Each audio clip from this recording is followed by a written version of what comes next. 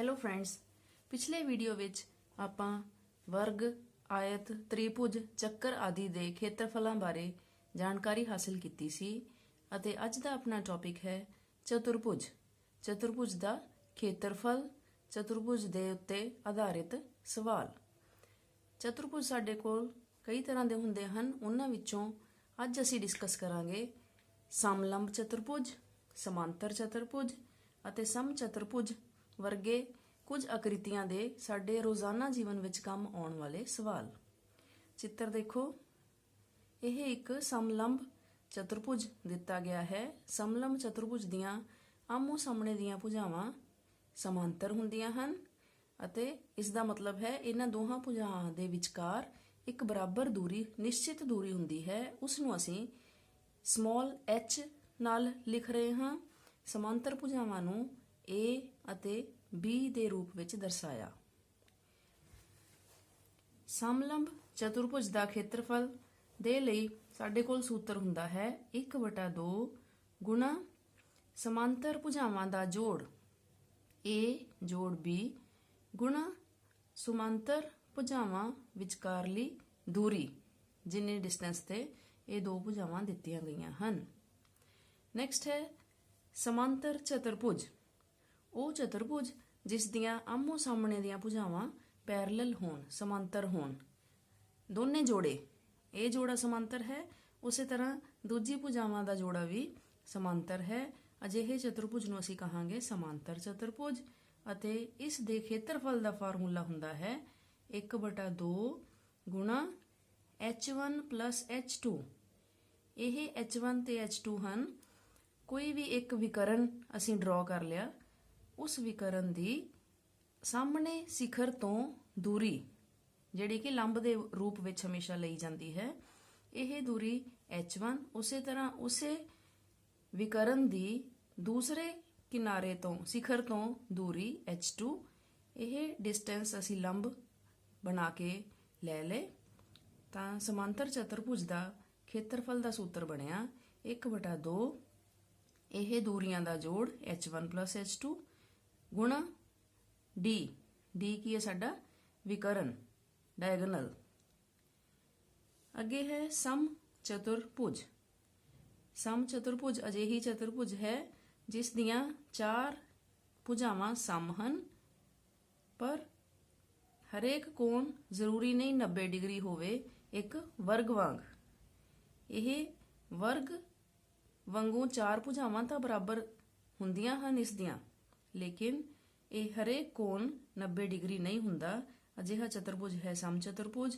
ਮੰਨ ਲਓ ਇਸ ਦੇ ਵਿਕਰਨ ਅਸੀਂ ਲੈ ਲਏ d1 ਅਤੇ d2, ਡਾਇਗੋਨਲ 1 ਡਾਇਗੋਨਲ 2, ਤਾਂ ਸਮ ਚਤੁਰਭੁਜ ਦੇ ਖੇਤਰਫਲ ਦਾ ਫਾਰਮੂਲਾ ਹੋਇਆ 1/2 ਤੇ ਵਿਕਰਨਾਂ ਦੀ ਗੁਣਾ d1 ਗੁਣਾ d2। ਇਹ ਫਾਰਮੂਲੇ ਬਹੁਤ ਚੰਗੀ ਤਰ੍ਹਾਂ ਯਾਦ ਕਰਨੇ ਹਨ ਤਾਂ ਜੋ ਸਵਾਲਾਂ ਵਿੱਚ ਕੋਈ ਤੰਗੀ ਨਾ ਆਵੇ। ਇਸ ਪੇਜ ਦਾ ਸਕਰੀਨਸ਼ਾਟ ਲੈ ਲਓ। ਦਿੱਤੇ ਗਏ ਚਿੱਤਰ ਵਿੱਚ ਮੇਜ਼ ਦਾ ਖੇਤਰਫਲ ਦੱਸੋ। ਅਸੀਂ ਚਿੱਤਰ ਦੇਖਦੇ ਹਾਂ। ਇਹ ਮੇਜ਼ ਇੱਕ ਸਮਲੰਬ ਚਤੁਰਭੁਜ ਦੇ ਆਕਾਰ ਦਾ ਹੈ ਅਤੇ ਅਸੀਂ ਹੁਣੇ ਕੀਤਾ ਹੈ ਸਮਲੰਬ ਚਤੁਰਭੁਜ ਮੇਜ਼ ਦੀ ਆਕ੍ਰਿਤੀ ਹੈ। ਇਸ ਦੇ ਖੇਤਰਫਲ ਦਾ ਫਾਰਮੂਲਾ ਅਸੀਂ ਹੁਣੇ ਪੜ੍ਹ ਕੇ ਹਟੇ ਹਾਂ 1/2 a plus b ਗੁਣਾ h। a ਅਤੇ b ਕੀ ਸਨ? ਸਮਾਂਤਰ ਭੁਜਾਵਾਂ। ਮੇਜ਼ ਦੀਆਂ ਸਮਾਂਤਰ ਭੁਜਾਵਾਂ ਆਮੋ ਸਾਹਮਣੇ ਦੀਆਂ ਭੁਜਾਵਾਂ ਹੋਣਗੀਆਂ। ਇਸ ਦਾ ਮਤਲਬ a ਹੈ ਸਾਡੇ ਕੋਲ 1 ਮੀਟਰ, b ਹੈ ਸਾਡੇ ਕੋਲ 1.2 ਮੀਟਰ। 1 ਮੀਟਰ ਦੀ ਭੁਜਾ, 1.2 ਮੀਟਰ ਦੀ ਭੁਜਾ, ਇਹ ਸਮਾਂਤਰ ਭੁਜਾਵਾਂ ਹਨ। ਅਤੇ h ਕੀ ਹੈ? ਸਮਾਂਤਰ ਭੁਜਾਵਾਂ ਦੇ ਵਿਚਕਾਰਲੀ ਦੂਰੀ। h ਆ ਗਿਆ ਸਾਡੇ ਕੋਲ 0.8 ਮੀਟਰ। ਤਾਂ ਸਾਡੇ ਕੋਲ ਖੇਤਰਫਲ ਦੇ ਫਾਰਮੂਲੇ ਮੁਤਾਬਕ ਤਿੰਨ ਚੀਜ਼ਾਂ ਚਾਹੀਦੀਆਂ ਸਨ: ਸਮਾਂਤਰ ਭੁਜਾਵਾਂ ਦੀ ਲੰਬਾਈ ਤੇ ਉਹਨਾਂ ਦੇ ਆਪਸ ਦੀ ਦੂਰੀ। ਉਹ ਤਿੰਨੇ ਸਾਨੂੰ ਚਿੱਤਰ ਦੇ ਵਿੱਚ ਆਲਰੇਡੀ ਦਿੱਤੀਆਂ ਹੋਈਆਂ ਹਨ। ਇਹਨਾਂ ਦੀ ਕੀਮਤ ਅਸੀਂ ਸਬਸਟੀਚਿਊਟ ਕਰਦੇ ਹਾਂ ਤਾਂ ਅਸੀਂ ਲਿਖਾਂਗੇ ਮੇਜ਼ ਦਾ ਖੇਤਰਫਲ।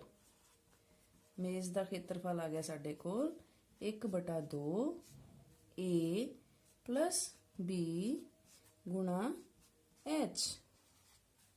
कैलकुलेशन वर्क 1/2 ਇੱਕ ਦੇ ਵਿੱਚ 1.2 ਜੋੜਨਾ ਹੈ। ਇੱਕ ਨੂੰ ਲਿਖਾਂਗੇ 1.0, ਇਹਦੇ ਵਿੱਚ ਜੋੜਿਆ 1.2, ਇਹ ਹੋ ਜਾਏਗਾ 2.2 ਗੁਣਾ 0.8। 2 ਦੇ ਪਹਾੜੇ ਤੇ 8 ਕੱਟਿਆ ਜਾਂਦਾ ਹੈ, 4 ਦੇ ਨਾਲ 2 ਚੌਕੇ 8 ਕੱਟ ਦਿੰਨੇ ਜੀ। 0 ਵੀ ਉਸੇ ਤਰ੍ਹਾਂ ਰਹੇਗਾ, ਦਸ਼ਮਲਵ ਵੀ ਉਵੇਂ ਰਹੇਗਾ। 4 क्वेश्चन बन गया 2.2 गुणा 0.4। ਹੁਣ ਫਿਰ ਦੁਬਾਰਾ ਦੇਖਦੇ ਹਾਂ। 2.2 ਨੂੰ 0.4 ਨਾਲ ਗੁਣਾ ਕਰਨਾ ਹੈ। ਇੱਥੇ ਸਿੱਧਾ ਗੁਣਾ ਕਰਾਂਗੇ, 4 ਦੂਣੀ 8, 4 ਦੂਣੀ 8, 1 2 ਤੇ ਦਸ਼ਮਲਵ ਲਗਾ ਦੇਵਾਂਗੇ। ਇਸ ਦੇ ਸ਼ੁਰੂ ਵਿੱਚ 0, ਤਾਂ ਇਹ ਬਣ ਗਈ ਗੁਣਾ 0.88। ਤੇ ਖੇਤਰਫਲ ਦੀ ਇਕਾਈ ਸਾਨੂੰ ਆਲਰੇਡੀ ਪਤਾ ਹੈ, ਵਰਗ ਮੀਟਰ। ਇਹ ਸਾਡੇ ਮੇਜ਼ ਦਾ ਖੇਤਰਫਲ ਦਾ ਸਹੀ ਉੱਤਰ ਹੈ। ਦਿੱਤੇ ਗਏ ਚਿੱਤਰ ਮੁਤਾਬਕ ਚਤੁਰਭੁਜ ਦਾ ਖੇਤਰਫਲ ਪਤਾ ਕਰੋ। ਅਸੀਂ ਦੇਖ ਰਹੇ ਹਾਂ ਕਿ ਇਸ ਚਤੁਰਭੁਜ ਦੇ ਵਿੱਚ ਇੱਕ ਵਿਕਰਨ BD 24 ਮੀਟਰ ਦਿੱਤਾ ਗਿਆ ਹੈ ਅਤੇ ਉਸ ਵਿਕਰਨ ਦੇ ਦੋਹੀਂ ਪਾਸੇ ਲੰਬ ਖਿੱਚ ਕੇ ਸਿਖਰਾਂ ਨਾਲ ਜੋੜਿਆ ਗਿਆ ਹੈ ਵਿਕਰਨ ਨੂੰ। ਇਹ ਲੰਬ ਪਹਿਲਾ ਹੈ 13 ਮੀਟਰ ਅਤੇ ਦੂਸਰਾ ਹੈ 8 ਮੀਟਰ। ਅਸੀਂ ਚਤੁਰਭੁਜ ABCD ਦਾ ਖੇਤਰਫਲ ਕੱਢਣ ਦੇ ਲਈ ਕਿਵੇਂ ਲਿਖਾਂਗੇ? ਚਤੁਰਭੁਜ ABCD ਦਾ ਖੇਤਰਫਲ ਇਹ ਬਰਾਬਰ ਹੋਏਗਾ ਤ੍ਰਿਭੁਜ ABD। ਇਹ ਇੱਕ ਤ੍ਰਿਭੁਜ ਆਕਾਰ ਹੈ, ਇਸ ਦਾ ਖੇਤਰਫਲ ਪਲੱਸ ਤ੍ਰਿਭੁਜ, ਹੇਠਲੇ ਪਾਸੇ ਵੀ ਇਹ ਸ਼ਕਲ ਤ੍ਰਿਭੁਜ ਹੈ BCD, ਇਸ ਦਾ ਖੇਤਰਫਲ। ਸਾਰੇ ਚਤੁਰਭੁਜ ਨੂੰ ਅਸੀਂ ਦੋ ਹਿੱਸਿਆਂ ਵਿੱਚ ਵੰਡ ਲਿਆ ਹੈ, ਤ੍ਰਿਭੁਜ ਉੱਪਰਲੇ ਪਾਸੇ ਅਤੇ ਤ੍ਰਿਭੁਜ ਹੇਠਲੇ ਪਾਸੇ। ਤਾਂ ਕੁੱਲ ਖੇਤਰਫਲ ਇਹਨਾਂ ਦੋਹਾਂ ਤ੍ਰਿਭੁਜਾਂ ਦੇ ਖੇਤਰਫਲ ਦੇ ਬਰਾਬਰ ਹੋਵੇਗਾ ਅਤੇ ਤ੍ਰਿਭੁਜ ਦਾ ਖੇਤਰਫਲ ਦਾ ਫਾਰਮੂਲਾ ਹੁੰਦਾ ਹੈ, ਅਸੀਂ ਪਿਛਲੇ ਵੀਡੀਓ ਵਿੱਚ ਦੇਖਿਆ ਸੀ, 1/2 ਗੁਣਾ ਲੰਬ ਗੁਣਾ ਆਧਾਰ। ਤਾਂ ਇਹ ਫਾਰਮੂਲਾ ਅਸੀਂ ਇਸ ਦੋ ਤ੍ਰਿਭੁਜਾਂ ਦੇ ਲਈ ਲਾਗੂ ਕਰਦੇ ਹਾਂ। ਚਤੁਰਭੁਜ ਦਾ ਖੇਤਰਫਲ ਆ ਜਾਏਗਾ ਸਾਡੇ ਕੋਲ ਤ੍ਰਿਭੁਜ ABD ਦਾ ਖੇਤਰਫਲ। ABD ਦੇ ਵਿੱਚ 1/2 ਲੰਬ ਹੈ AP ਗੁਣਾ ਆਧਾਰ, ਆਧਾਰ ਹੈ BD। ਇਹ ਹੋ ਗਿਆ ਪਹਿਲੇ ਤ੍ਰਿਭੁਜ ਦਾ ਖੇਤਰਫਲ ਪਲੱਸ ਹੇਠਲੇ ਪਾਸੇ ਤ੍ਰਿਭੁਜ ਹੈ BDC, ਇਸ ਦਾ ਖੇਤਰਫਲ 1/2 ਲੰਬ CQ ਗੁਣਾ ਆਧਾਰ, ਇੱਥੇ ਵੀ ਸੇਮ ਰਹੇਗਾ BD। ਇਹ ਬਣ ਗਿਆ ਸਾਡੇ ਕੋਲ 1/2, ਦੋਨੇ ਰਕਮਾਂ ਦੇ ਵਿੱਚ ਸਾਂਝਾ ਹੈ, BD ਦੋਨੇ ਰਕਮਾਂ ਵਿੱਚ ਸਾਂਝਾ ਹੈ। ਅਸੀਂ ਲਿਖਾਂਗੇ 1/2 ਗੁਣਾ BD ਸਾਂਝਾ, ਬ੍ਰੈਕਟ ਤੋਂ ਬਾਹਰ ਕਾਮਨ ਕੱਢ ਲਿਆ, ਪਿੱਛੇ ਹੈ ਸਾਡੇ ਕੋਲ ਬ੍ਰੈਕਟ ਦੇ ਅੰਦਰ AP ਜੋੜ CQ। ਹੁਣ ਅਸੀਂ ਇਹਨਾਂ ਦੀਆਂ ਕੀਮਤਾਂ ਭਰ ਦਿੰਦੇ ਹਾਂ। 1/2 BD ਦੀ ਕੀਮਤ ਹੈ ਸਾਡੇ ਕੋਲ 24 metre, AP 13 metre, CQ 8 metre. ਇਹ ਦੋਨੇ ਬ੍ਰੈਕਟ ਦੇ ਵਿੱਚ ਸਨ। ਇਹ ਹੋ ਗਿਆ ਸਾਡੇ ਕੋਲ 2 ਦੇ ਪਹਾੜੇ ਤੇ 24 ਕੈਂਸਲ ਕਰਾਂਗੇ, 12 ਦੂਣਾ 24, ਰਕਮ ਬਣ ਗਈ 12 ਬ੍ਰੈਕਟ ਦੇ ਬਾਹਰ, ਫਿਰ ਗੁਣਾ ਦਾ ਚਿੰਨ, 13 ਜੋੜ 8 21, 12 ਤੇ 21 ਨੂੰ ਗੁਣਾ ਕਰਾਂਗੇ, 12 ਏਕਮ 12, 1 ਹਾਸਲ, 12 ਦੂਣਾ 24 ਤੇ 1 25। ਇਹ ਕੀ ਕੱਢ ਰਹੇ ਅਸੀਂ? ਚਤੁਰਭੁਜ ਦਾ ਖੇਤਰਫਲ ABCD ਦਾ ਖੇਤਰਫਲ ਬਰਾਬਰ ਹੈ 252। ਇਕਾਈ ਕੀ ਚੱਲੇਗੀ? ਮੀਟਰ ਦਾ ਵਰਗ। ਇਹ ਸਾਡਾ ਚਤੁਰਭੁਜ ਦਾ ਖੇਤਰਫਲ ਹੈ। ਕਿਸੇ ਭਵਨ ਦੇ ਫਰਸ਼ ਤੇ ਸਮ ਚਤੁਰਭੁਜ ਆਕਾਰ ਦੀਆਂ 3000 ਟਾਈਲਾਂ ਲੱਗੀਆਂ ਹੋਈਆਂ ਹਨ। ਹਰੇਕ ਦਾ ਵਿਕਰਨ 45 ਸੈਂਟੀਮੀਟਰ ਅਤੇ 30 ਸੈਂਟੀਮੀਟਰ ਹੈ। ਸਮ ਚਤੁਰਭੁਜ ਸਾਡੇ ਕੋਲ ਬਰਾਬਰ ਭੁਜਾਵਾਂ ਵਾਲੀ ਆਕ੍ਰਿਤੀ ਸੀ ਅਤੇ ਵਿਚਾਲਿਓਂ ਲੰਘਦੀਆਂ ਹੋਈਆਂ ਦੋ ਸਿਖਰਾਂ ਨੂੰ ਜੋੜਦੀਆਂ ਰੇਖਾਵਾਂ ਨੂੰ ਵਿਕਰਨ ਕਹਿੰਦੇ ਹਨ। ਇਹ ਭਵਨ ਦੇ ਫਰਸ਼ ਦੇ ਉੱਤੇ ਲੱਗੀਆਂ ਹੋਈਆਂ ਟਾਈਲਾਂ ਦੀ ਆਕ੍ਰਿਤੀ ਹੈ। ਮਤਲਬ ਕਿ ਇਹ ਇਸ ਤਰ੍ਹਾਂ ਭਵਨ ਦਾ ਫਰਸ਼ ਟਾਈਲਾਂ ਲਗਾ ਕੇ ਬਣਾਇਆ ਗਿਆ ਹੈ। 4 ਰੁਪਏ ਪ੍ਰਤੀ ਵਰਗ ਮੀਟਰ ਦੀ ਦਰ ਨਾਲ ਫਰਸ਼ ਨੂੰ ਪਾਲਿਸ਼ ਕਰਨ ਦਾ ਖਰਚ ਪਤਾ ਕਰੋ। ਆਓ ਦੇਖਦੇ ਹਾਂ। ਅਸੀਂ ਸ਼ੁਰੂ ਕਰਾਂਗੇ ਸਮ ਚਤੁਰਭੁਜ ਦੇ ਵਿਕਰਨ ਜੋ ਕਿ ਸਾਨੂੰ ਦਿੱਤੇ ਹੋਏ ਹਨ। ਬਰਾਬਰ ਹੈ 45 ਸੈਂਟੀਮੀਟਰ 30 ਸੈਂਟੀਮੀਟਰ। ਇਹਨਾਂ ਵਿਕਰਨਾਂ ਨੂੰ ਵਰਤਦੇ ਹੋਏ ਸਮ ਚਤੁਰਭੁਜ ਦਾ ਖੇਤਰਫਲ ਦਾ ਸੂਤਰ ਅਸੀਂ ਪਿੱਛੇ ਦੇਖਿਆ ਸੀ। ਖੇਤਰਫਲ ਹੁੰਦਾ ਹੈ 1/2 ਗੁਣਾ d1 ਗੁਣਾ d2। ਇੱਥੇ d1 ਅਤੇ d2 ਵਿਕਰਨ ਹੁੰਦੇ ਹਨ, ਡਾਇਗਨਲ 1 ਡਾਇਗਨਲ 2। ਕੀਮਤ ਭਰਾਂਗੇ 1/2 d1 45 d2 30।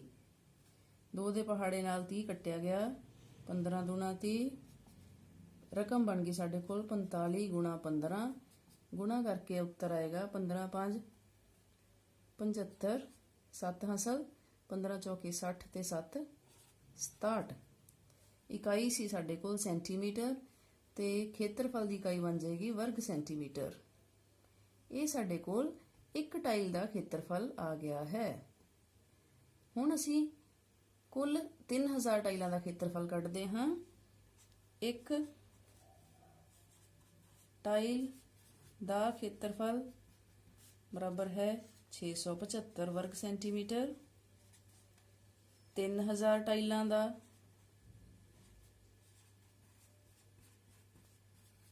ਖੇਤਰਫਲ ਆਏਗਾ ਸਾਡੇ ਕੋਲ 675 ਗੁਣਾ 3000। ਇਸ ਵਿੱਚ 3 ਨੂੰ ਅਸੀਂ 675 ਨਾਲ ਗੁਣਾ ਕਰ ਦੇਣੀ ਹੈ। 5 ਤੀਏ 15 7 ਤੀਆ 21 ਤੇ 1 22 6 ਤੀਏ 18 ਤੇ 1 18 ਤੇ 2 20 ਨਾਲ ਹਨ 3 ਜ਼ੀਰੋਆਂ। ਵਰਗ ਸੈਂਟੀਮੀਟਰ ਇਹ ਸਾਡੇ ਕੋਲ ਸਾਰੀ ਜਗ੍ਹਾ ਦਾ ਖੇਤਰਫਲ ਪਤਾ ਲੱਗ ਗਿਆ ਹੈ। ਹੁਣ ਅਸੀਂ ਕੱਢਣਾ ਹੈ ਖਰਚ, ਅਤੇ ਖਰਚ ਕੱਢਣ ਦੇ ਲਈ ਸਾਡੇ ਕੋਲ ਦਰ ਦਿੱਤੀ ਗਈ ਹੈ 4 ਰੁਪਏ ਪ੍ਰਤੀ ਵਰਗ ਮੀਟਰ। ਮਤਲਬ 1 ਵਰਗ ਮੀਟਰ ਦੇ ਵਿੱਚ ਖਰਚ ਆਉਂਦਾ ਹੈ 4 ਰੁਪਏ। ਤਾਂ ਸਾਰੇ ਵਰਗ ਮੀਟਰਾਂ ਦੇ ਵਿੱਚ ਕਿੰਨਾ ਖਰਚ ਆਏਗਾ? ਸਾਰਾ ਖੇਤਰਫਲ ਕਿੰਨਾ ਖਰਚ ਆਏਗਾ? ਇੱਥੇ ਧਿਆਨ ਦੇਣ ਲਈ ਰੁਕਦੇ ਹਾਂ। ਅਸੀਂ ਕੈਲਕੂਲੇਟ ਕੀਤਾ ਹੈ ਖੇਤਰਫਲ ਵਰਗ ਸੈਂਟੀਮੀਟਰ ਵਿੱਚ ਅਤੇ ਦਰ ਹੈ ਸਾਡੇ ਕੋਲ ਵਰਗ ਮੀਟਰ ਵਿੱਚ। ਇਸ ਲਈ ਅਸੀਂ ਇਸ ਰਕਮ ਨੂੰ ਵਰਗ ਮੀਟਰ ਵਿੱਚ ਬਦਲਦੇ ਹਾਂ। 2000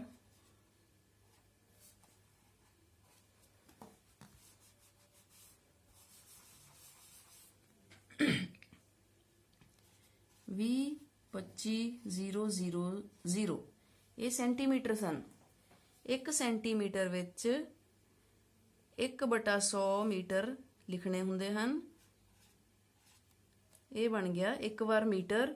ਵਰਗ ਦੇ ਲਈ 2 ਵਾਰ ਸਾਨੂੰ 100 ਨਾਲ ਭਾਗ ਕਰਨਾ ਪਏਗਾ। ਹੁਣ ਇਹ ਸਾਡੀ ਰਕਮ ਵਰਗ ਮੀਟਰ ਵਿੱਚ ਬਦਲ ਗਈ ਹੈ। ਜੇ ਕੈਂਸਲੇਸ਼ਨ ਹੈ ਤਾਂ ਜ਼ਰੂਰ ਕਰ ਦੇਣੀ ਚਾਹੀਦੀ ਹੈ ਇਸ ਤਰ੍ਹਾਂ। ਤਾਂ ਸਾਡੇ ਕੋਲ ਖੇਤਰਫਲ ਆ ਗਿਆ। ਕੁੱਲ ਖੇਤਰਫਲ ਜੋ ਕਿ ਫਰਸ਼ ਦਾ ਹੈ ਸਾਡੇ ਕੋਲ ਉਹ ਬਣ ਗਿਆ 2025/10 ਵਰਗ ਮੀਟਰ। ਹੁਣ ਅਸੀਂ ਦਰ ਕੱਢਦੇ ਹਾਂ।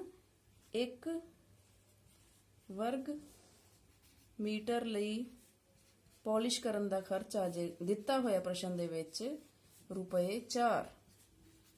ਤਾਂ ਸਾਡੇ ਵਰਗ ਮੀਟਰ ਹਨ 2025/10 ਵਰਗ ਮੀਟਰ ਲਈ ਖਰਚ ਹੋਏਗਾ। ਇਹਨਾਂ ਦੋਨਾਂ ਰਕਮਾਂ ਨੂੰ ਅਸੀਂ ਗੁਣਾ ਕਰ ਦਾਂਗੇ। 2025/10 ਗੁਣਾ 4। 2 ਦੇ ਪਹਾੜੇ ਤੇ ਕੈਂਸਲੇਸ਼ਨ, ਫਿਰ 5 ਦੇ ਪਹਾੜੇ ਤੇ ਕੈਂਸਲੇਸ਼ਨ। 5 ਚੌਕਾ 20, ਫਿਰ ਰਹਿ ਗਿਆ 2। 5 ਦੇ ਪਹਾੜੇ 'ਚ 2 ਨਹੀਂ ਜਾਂਦਾ, ਨਾ ਜਾਣ ਲਈ 0। ਫਿਰ ਅਸੀਂ 2 ਰਕਮਾਂ ਲਈਆਂ, 25 ਬਣ ਗਿਆ, 5 5 25।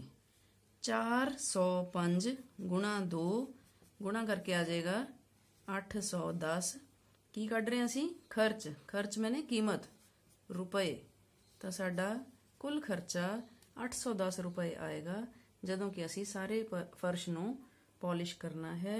ਤੋ ਅਸੀਂ ਦੇਖਦੇ ਹਾਂ ਕਿ ਚਤੁਰਭੁਜਾਂ ਦੇ ਵੱਖ-ਵੱਖ ਆਕਾਰਾਂ ਦੇ ਵਿੱਚ ਅਸੀਂ ਖੇਤਰਫਲ ਕਿਸ ਤਰ੍ਹਾਂ ਪਤਾ ਕਰਨਾ ਹੈ ਅਤੇ ਫਿਰ ਉਸ ਖੇਤਰਫਲ ਨਾਲ ਸੰਬੰਧਿਤ ਸਾਡੀਆਂ ਦੈਨਿਕ ਜੀਵਨ ਦੀਆਂ ਸਮੱਸਿਆਵਾਂ ਦੇ ਹੱਲ ਅਸੀਂ ਅੱਜ ਕੱਢਣੇ ਸਿੱਖੇ। ਤੁਸੀਂ ਆਪਣੇ ਕੋਰਸ ਬੁੱਕ ਵਿੱਚੋਂ ਇਸ ਤਰ੍ਹਾਂ ਦੇ ਸੰਬੰਧਿਤ ਸਵਾਲ ਜ਼ਰੂਰ ਕੱਢੋ ਅਤੇ ਆਪਣੀਆਂ ਕੁਐਰੀਜ਼ ਨੂੰ ਸਾਡੇ ਕਮੈਂਟ ਬਾਕਸ ਵਿੱਚ ਲਿਖ ਕੇ ਜ਼ਰੂਰ ਡਿਸਕਸ਼ਨ ਕਰੋ। ਸਾਡੇ ਚੈਨਲ ਨੂੰ ਸਬਸਕ੍ਰਾਈਬ ਜ਼ਰੂਰ ਕਰ ਲਓ ਤਾਂ ਜੋ ਤੁਹਾਨੂੰ ਨੋਟੀਫਿਕੇਸ਼ਨਸ ਮਿਲਦੀਆਂ ਰਹਿਣ। ਬੈਲ ਦਾ ਬਟਨ ਜ਼ਰੂਰ ਦਬਾਇਓ। ਆਪਣੇ ਸਾਥੀਆਂ ਨਾਲ ਵੱਧ ਤੋਂ ਵੱਧ ਵੀਡੀਓ ਨੂੰ ਸ਼ੇਅਰ ਕਰੋ। ਅੱਜ ਦੇ ਲਈ ਬਸ ਇੰਨਾ ਹੀ। ਅਗਲੇ ਵੀਡੀਓ ਵਿੱਚ ਫੇਰ ਕੁਝ ਨਵਾਂ ਲੈ ਕੇ ਮਿਲਾਂਗੇ। ਉਦੋਂ ਤੱਕ ਲਈ ਧੰਨਵਾਦ। Take care, work hard.